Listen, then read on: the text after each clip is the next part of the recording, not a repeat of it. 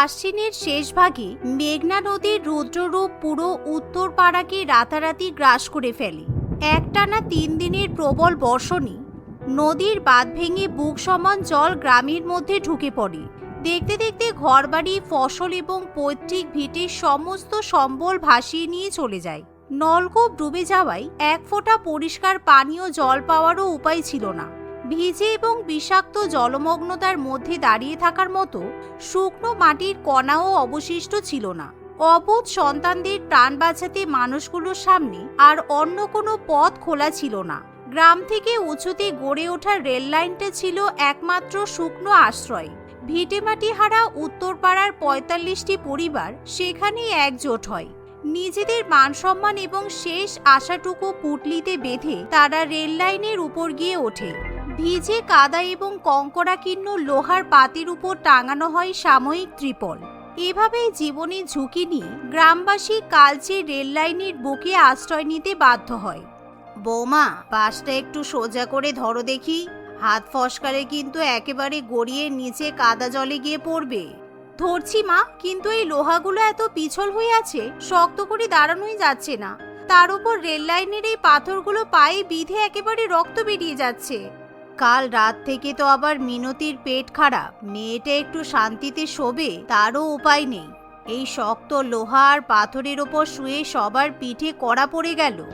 মা, মিনতি আবার কাঁদছে, উনুনেতে এক ফোঁটা জলও চাপাতে পারিনি। খাবার জল আনবো কোথা থেকে? নদীর জল তো এখন বিষ হয়ে গেছে। তোমাদের যে ওই ছোট কলটা ছিল সেটাও তো বানের তোড়ে ডুবে গেছে। তৃষ্ণায় বুকের ছাতি একেবারে ফেটে যাচ্ছে, অথচ চারিদিকে শুধু নোংরা জল। চলো বৌমা, দূর থেকে লাইনের মোড়ের দিকে গিয়ে দেখি কেউ একটু পরিষ্কার খাওয়ার জল আনতে পেরেছে কিনা। এই বলে তারা কিছুজন খাবার জলের সন্ধান করতে চলে যায়। তবে তারা তাদের ছোট ছোট বাচ্চাদের রেল লাইনের উপর শুইয়ে রেখেই যায়। টুসিদি, পিঠে তো বড্ড লাগছে, ওই শক্ত লোহাটা আমার কোমরে বিঁধছে, সোজা হয়ে শোয়া যাচ্ছে না তো। তুই একটু বাদিকে কাত হয়ে শো মিনতি, আমারও তো পায়ের তলায় এই কালচে ধারালো পাথরগুলো ফুটে রক্ত বেরিয়ে গেছে। মা তো বললো এখান থেকে নড়লে নিচে নদীর জলে পড়ে যাব। আমাদের সেই বাসের ঘরের নরম পিঁড়িটা কোথায় গেল বলো তো? মা বলছিল নাকি সেটা বানের জলে ভেসে গেছে। এখানে তো একটুও ঘুম আসছে না, ভারী বিশ্রী একটা গন্ধ আসছে এই লোহাগুলো থেকে। বলো, আমি তো কাদার নিচে আমার পুতুলটাও ফেলে এলাম। মা বলল রোদ উঠলে নাকি আমাদের ঘরগুলো ফিরিয়ে দেবে। কিন্তু এই লাইনে এভাবে কতদিন শুয়ে থাকবো মিনতি? খুব মশা কামড়াচ্ছে তো। টুসিদি, কালকে যদি ট্রেনের চাকা আসে, মা বলছিল ট্রেনের নিচে কাটা পড়লে নাকি মানুষ মরে যায়। আমার খুব ভয় করছে। ভয় পাস না মিনতি, ঘুমিয়ে পড়লে আর ভিজে লোহাটার কথা মনে পড়বে না। ছোট ছোট বাচ্চাদের এরকম কথোপকথন শুনে গ্রামবাসীদের চোখে জল চলে আসে। পরের দিন সকালে রেল লাইনের উপর সারি সারি ভেজা জামাকাপড় শুকাতে দেওয়া হয়। সুচিত্রা দেবী, মন্দিরা এবং গ্রামের আরো কিছু মহিলা লাইনের ধার ঘেঁষে বসে এক বালতি ঘোলা জল ছাকার চেষ্টা করে। এমন সময় উল্টো দিক থেকে হেঁটে আসে রেলের চৌকিদার ভবতোষ বাবু। ওহে বাপু, লাইনের উপরে সব কি ছড়ানো হয়েছে? কাপড় চোপড় সরাও, হাঁড়ি পাতিলও সরাও, এখানে সব জঞ্জাল জমানো চলবে না, বুঝেছো? জঞ্জাল মানে? আমরা কি ইচ্ছা করে এই লাইনে এসে শুয়েছি ভবতোষ বাবু? আমাদের ঘরবাড়ি, হাঁস মুরগি সব বানের জলে ভেসে গেছে, আমরা যাব কোথায়? যেখানে খুশি যা, রেল লাইন তোদের বাপের ভিটে নয়। কাল রাতে শুনেছিস তো 4 নম্বর পোল পার করে একটা মালের বগি গেছে। তোরা যদি ঘুমের ঘরে লাইনের মাঝখানে হাত পা ছড়িয়ে শুয়ে থাকিস তবে চাকার নিচে কাটা পড়ে মরবি, বুঝেছিস? আমরা ঘুমাই না ভবতোষ বাবু, সারা রাত আমরা চোখ খোলা রেখে ছোট ছোট বাচ্চাদের পাহারা দিই, পাছে ওরা গড়াগড়ি খেয়ে নিচে নদীর জলে না পড়ে যায়। আপনি আমাদের ওঠার কথা না বলে একটু পানীয় জলের ব্যবস্থা করে দিন না। আমি কিসের জলের ব্যবস্থা করব? আমি তো সামান্য রেলের চৌকিদার। ওপর থেকে হুকুম এলে তোদের সবাইকে লাঠি মেরে লাইন থেকে দাঁড়িয়ে দেবো। অত নিষ্ঠুর হবেন না ভাই, আমাদের ঘরে কোনো পুরুষ মানুষ নেই যে গিয়ে ত্রাণের চাল নিয়ে আসবে। ছোট ছোট মেয়েদের নিয়ে এই খোলা আকাশে শুয়ে আছি, লাঠি মারতে হয় আমাদেরই মারুন। তোমাদের দুর্দশা আমি বুঝি গো বৌমা, কিন্তু লাইনের ওপর আগুন জ্বালানো বারণ। কাল যদি ট্রেনের সিগন্যাল পড়ে আর তোমাদের উনুনের ধোঁয়ায় যদি কিছু দেখা না যায় তখন বিরাট বিপদ হবে তো। এই বলে ভবতোষ বাবু সেখান থেকে চলে যায়। দেখতে দেখতে রাত হয়ে আসে আর হঠাৎ মুষলধারে বৃষ্টি শুরু হয়। প্রচন্ড বাতাসে সুচিত্রা দেবী এবং মন্দিরা টাঙানো ত্রিপলটা এক ঝটকায় উড়ে গিয়ে নিচের কাদা জলে পড়ে যায়। প্রচন্ড ঠান্ডা এবং বৃষ্টিতে ভিজতে থাকে সুচিত্রা, কমলা, মিনতি এবং সাবিত্রী বুড়ি। ওরে সুচিত্রা, বুকটা যে জমে গেল রে, বাতাসটা বড্ড কড়া। জেঠিমা, তুমি আমার পেছনটা এসে বসো না, ত্রিপলটা আর টানার চেষ্টা করিস না, কাদার নিচে চলে গেছে, ছেড়ে দে।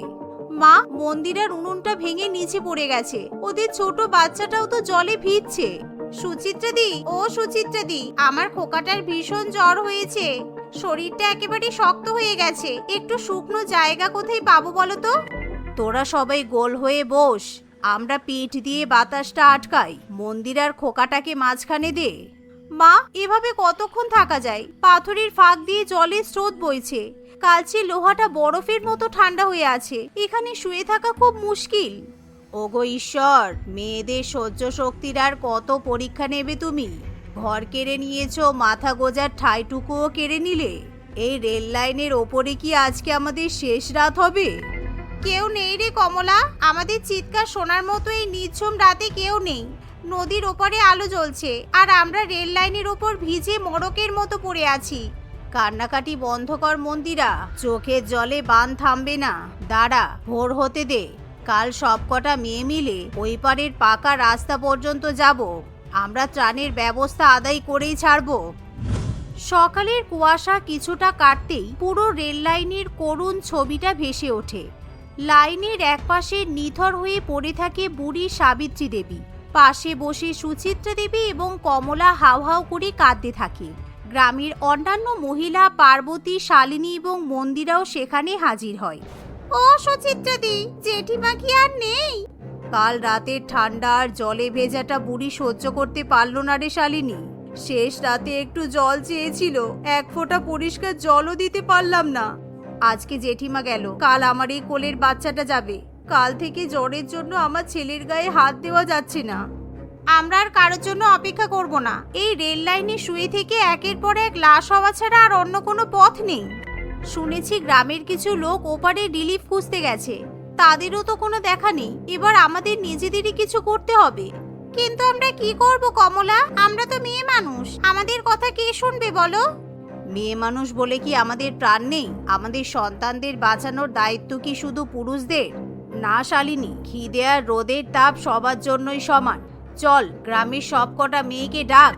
এভাবেই রেল লাইনের উপর প্রায় 30-40 জন মহিলা জড়ো হয়, সবার পরনে থাকে ভিজে কাদামাখা শাড়ি, তাদের একেবারে সামনে দাঁড়িয়ে থাকে সুচিত্রা দেবী, কমলা এবং মন্দিরা। শোনো বোনেরা, বানের জল আমাদের ঘরবাড়ি ভাসিয়ে নিয়েছে, কিন্তু আমাদের বাঁচার ইচ্ছাটা তো ভাসিয়ে নিতে পারেনি, আমরা রেল লাইনে শুয়ে শুয়ে আর মরবো না। কিন্তু সুচিত্রাদি, এই পঞ্চায়েতের লোকগুলো তো আমাদের পাত্তাই দিচ্ছে না, বলছে জল না কমলে নাকি গাড়ি আসবে না। গাড়ি আসবে না মানে? ওপরের পাকা রাস্তা দিয়ে তো বড় বড় কর্তাদের গাড়ি যাচ্ছে, আমরা সবকটা মেয়ে গিয়ে ওই পাকা রাস্তায় লাইন দিয়ে দাঁড়িয়ে পড়ব। আর শুধু তাই নয়, এই রেল লাইনে যদি রিলিফ বা ডাক্তারদের দল না আসে, আমরা কোনো ট্রেন এই লাইনে চলতে দেব না। ঠিক বলেছিস কমলা, যদি ত্রাণ না আসে তবে ট্রেনের চাকা আমাদের ওপর দিয়েই যাক। একদম তাই, আমরা কোনো হিংসা করব না, কিন্তু আমাদের অধিকার কেড়ে নিতেও দেব না। চল সবাই, যে যার কোলের বাচ্চা আর বৃদ্ধদের এক জায়গায় বসিয়ে রেখে আমরা রাস্তার দিকে এগোই। এভাবেই নদীর উপর নড়বড়ে বাঁশের সাঁকো পার হয়ে পাকা রাস্তার মুখে গিয়ে দাঁড়ায় গ্রামের মহিলারা। তাদের হাতে থাকে খালি হাঁড়ি পাতিল এবং লাল শাড়ির অংশ। দূর থেকে একটা সরকারি গাড়ি আসতে দেখে সবাই হাত ধরাধরি করে মাঝ রাস্তায় দাঁড়িয়ে পড়ে। কি হচ্ছেটা কি? তোমরা কারা? এভাবে সরকারি গাড়ি আটকানোর সাহস পাচ্ছ কোথায়? সাহসের কথা বলবেন না বাবু, পেটের খিদে আর সন্তানের কান্না মানুষকেই সাহস দেয়। আমরা ওই উত্তরপাড়ার রেল লাইনের ভিটেহারা মানুষ। আমাদের গ্রামে বান এসেছে 3 দিন হলো, আপনারা শুকনো জায়গায় বসে সরকারি হুকুম চালাচ্ছেন আর আমাদের বাচ্চার মুখ দিয়ে রক্ত উঠছে। শোনো মহিলারা, আমাদের রিলিফ টিম কাজ করছে, কিন্তু রাস্তায় জল জমে থাকায় চালের গাড়ি পৌঁছাতে পারছে না। চালের গাড়ি পৌঁছাচ্ছে না, কিন্তু আপনাদের এই বড় গাড়ি ঠিকই তো চলছে। আমাদের ত্রিপল নেই, পানীয় জল নেই, কাল রাতে এক বুড়ি না খেতে পেয়ে ঠান্ডায় জমে মারা গেছে। জল নাই কমুক, আপনারা কি ট্রেনে করে রিলিফ পাঠাতে পারেন না? এই লাইনে তো বিশেষ ট্রেনও চালানো যায়। ট্রেনে করে? কিন্তু ওখানকার তো কিছু কিছু অংশে লাইন জলের কাছাকাছি। আমরা 4 দিন ধরে ওই লোহার লাইনের ওপর শুয়ে আছি বাবু। আমরা জানি লাইন কোথায় কেমন আছে। আপনারা যদি আজকে এই খাবারের গাড়ি আর ডাক্তার না পাঠান, আমরা কিন্তু এই রাস্তা ছাড়বো না। দেখতে দেখতে বিকেল গড়িয়ে সন্ধ্যা নামতেই মহিলারা আবার ফিরে যায় তাদের সাময়িক আস্তানা সেই রেল লাইনে। পরের দিন সকাল হতেই একটি বিশেষ লাল রঙের ত্রাণ এবং উদ্ধারকারী ট্রেন ধীরগতিতে রেল লাইনের ওপর এসে থামে। ট্রেনের দরজা খুলে নিচে নেমে আসে নারী চিকিৎসকের একটি দল এবং উদ্ধারকারী কর্মীরা। হাতে হাতে নেমে আসে বেশ কিছু লোক চালের বস্তা, ত্রিপল এবং পানীয় জলের জার নিয়ে নিচে নেমে আসে। তোমরাই তো সেই বীরঙ্গনা দল যারা আজকে দুপুরে পাকা রাস্তা আটকেছিলে? আমরা বীরঙ্গনা নই দিদিমণি, আমরা শুধু সন্তান আর পরিবারকে বাঁচানোর জন্য লড়ে যাওয়া কিছু মা আর বোন। তোমরাই আমাদের বাধ্য করেছো এই বিশেষ রিলিফ ট্রেনটি চালু করতে। আমরা এখানে পুরো মেডিকেল ক্যাম্প করব। যাদের জ্বর বা ডায়রিয়া হয়েছে তাদের এখনই চিকিৎসা শুরু হবে। কাকিমা, শালিনীদি, দেখো ডাব্বার ভেতর থেকে পানীয় জলের বড় বড় জার নামানো হচ্ছে। আজ আর কাউকে নোংরা জল খেতে হবে না। দিদিমণি, আমার খোকাটাকে একটু দেখুন, কাল থেকে ভিজে শক্ত হয়ে রেল লাইনের উপর পড়ে আছে। একদম ভয় পেও না, আমরা ওষুধ এনেছি, ও একদম ঠিক হয়ে যাবে। তোমরা সত্যি অসাধারণ লড়াই করেছো। এভাবেই সরকার রেল লাইনে পড়ে থাকা উত্তরপাড়ার গ্রামবাসীকে রক্ষা করতে শুরু করে। দেখতে দেখতে 2-3 দিন কেটে যাওয়ার পর মেঘ কেটে আকাশে ঝলমলে সোনালি রোদ ওঠে, যা দেখে গ্রামবাসীদের মুখে হাসি ফোটে। ধীরে ধীরে বন্যার জল কমে গেলে গ্রামবাসীরা আবার নিজেদের ভিটেই ফিরে যায়। জয়িতা তার বর মহেশ এবং একমাত্র ছেলে বিট্টুর সঙ্গে বাস করত। মহেশ একজন অনেক বড় সফটওয়্যার ইঞ্জিনিয়ার ছিল। বেশ হাসি খুশি পরিবার ছিল তাদের। একদিন মহেশ গাড়ি করে বাড়ি ফিরছিল, তখন হঠাৎ করে অন্য একটা বড় ট্রাক তার গাড়িতে এসে ধাক্কা মারে এবং সে গুরুতরভাবে আহত হয়। কয়েকদিন হসপিটালে মৃত্যুর সঙ্গে লড়াই করার পর মহেশ মারা যায়। জয়িতা তার স্বামীকে হারিয়ে একেবারে ভেঙে পড়েছিল। সে তার স্বামীর ফটোর সামনে দাঁড়িয়ে অনেক কান্নাকাটি করছিল। তুমি কেন চলে গেলে আমাদের ছেড়ে? এবার আমার আর আমার ছেলের কে খেয়াল রাখবে? আমাদের কে দেখবে? কাঁদতে কাঁদতে সে পুরানো দিনের কথা মনে করতে থাকে। মহেশের খুব ইচ্ছা ছিল তাদের ছেলে বিট্টুকে সে তার মতো অনেক বড় সফটওয়্যার ইঞ্জিনিয়ার বানাবে। না, আমি এভাবে ভেঙে পড়লে হবে না। আমি তোমার স্বপ্ন পূরণ করব। আমি আমাদের ছেলেকে তোমার মতো ভালো মানুষ বানাবো, ওকেও তোমার মতো সফটওয়্যার ইঞ্জিনিয়ার বানাবো। আমাকে যতই কষ্ট করতে হোক না কেন, আমি সব করতে রাজি আছি। জয়িতা নিজের মনকে স্থির করে নেয়। সমস্ত বাধা বিপত্তি পেরিয়ে অনেক পরিশ্রম করে তার ছেলেকে সে মানুষ করতে শুরু করে। দেখতে দেখতে 22 বছর কেটে যায়। বিট্টু বড় হয়ে ওঠে এবং সেও তার বাবার মতো একজন সফটওয়্যার ইঞ্জিনিয়ার হয়। জয়িতা দেবী এখন অনেকটাই বৃদ্ধ। সে তার ছেলের বিয়ের জন্য মেয়ে দেখতে শুরু করে। কিন্তু একদিন বিট্টু একটি সুন্দর দেখতে মেয়েকে তাদের বাড়িতে নিয়ে আসে। মা, এ হলো সাইলা।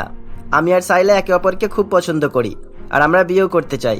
বিট্টু, আমি তো তোর বিয়ের জন্যই মেয়ে দেখছিলাম, আর তুই বৌমাকে নিয়ে চলেই এলি। বৌমাকে তো খুব মিষ্টি দেখতে, আমার একে খুব পছন্দ হয়েছে বাবা। জয়িতা দেবী কিছুদিনের মধ্যেই শাইলা ও বিট্টুর বিয়ে দিয়ে দেয়। শাইলা বাড়িতে আসার পর থেকে তার বৃদ্ধ শাশুড়ি মায়ের অনেক ভালো করে দেখাশোনা করত। এভাবেই দেখতে দেখতে কয়েক মাস কেটে যায়।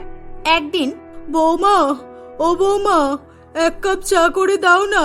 10টা বাজে, এখনো ঘুম থেকে উঠলে না তুমি? হ্যাঁ মা, আজকে ঘুম থেকে একটু উঠতে দেরি হয়ে গেছে।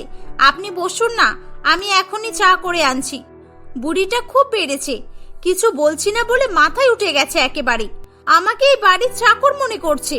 ওর ইশারায় আমাকে চলতে হবে। আজকে দেখাবো মজা। রাতে বিট্টু বাড়িতে এসে দেখে যে সাইলা তার ঘরে বসে বসে খুব কান্নাকাটি করছে। কি গো, কি হয়েছে তোমার? এভাবে কাঁদছো কেন? বলবে তো নাকি?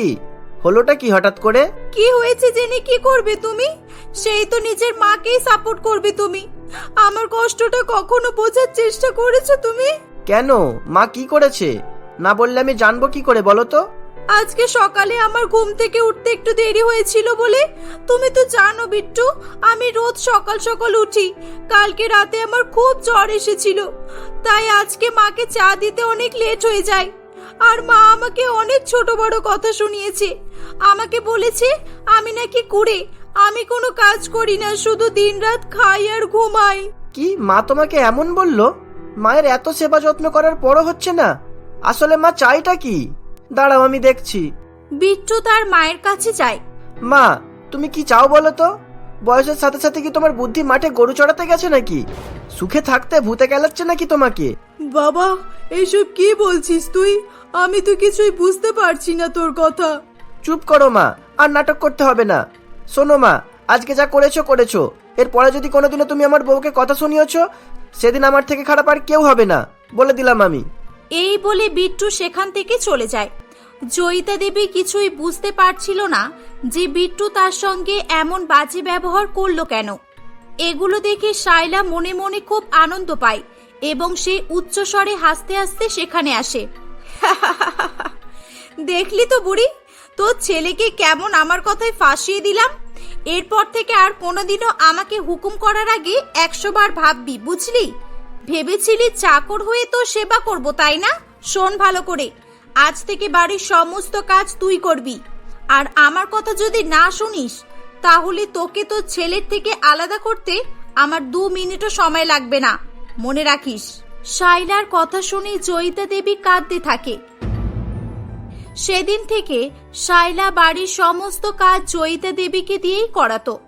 তাকে কয়েক মিনিটের জন্য বিশ্রাম নিতে দিত না, এমনকি তাকে ঠিকমতো খাবারও খেতে দেয় না।